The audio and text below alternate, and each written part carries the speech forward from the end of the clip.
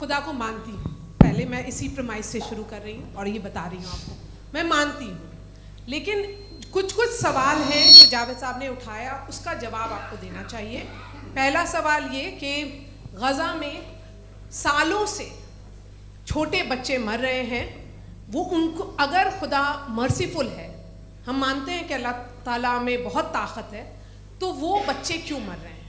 दूसरी बात ये कि अगर कंटिजेंसी की जो आप बात करते हैं, पूरे मुस्लिम ममालिक मिल कर के भी उन गज़ा के बच्चों को क्यों नहीं बचा पा रहे हैं? क्योंकि अगर वो चाहते, क्योंकि अल्लाह ताला उन पर हुकूमत करते हैं, सब पर हुकूमत करते हैं, तो वो उनको क्यों नहीं बचा? जी, थैंक यू वेरी मच।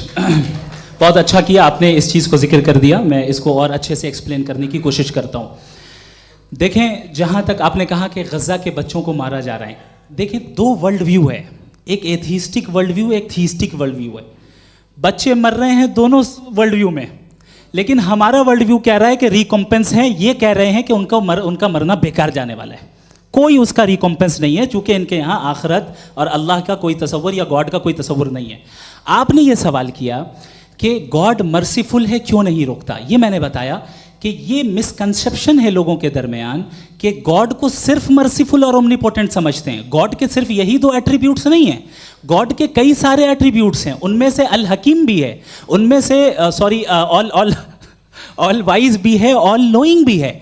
लिहाजा अगर इस दुनिया में किसी को तकलीफ आ रही है और गॉड उसको नहीं रोक रहा है, वो इसलिए नहीं रोक रहा है चूंकि इंसानों को फ्री विल दिया गया है।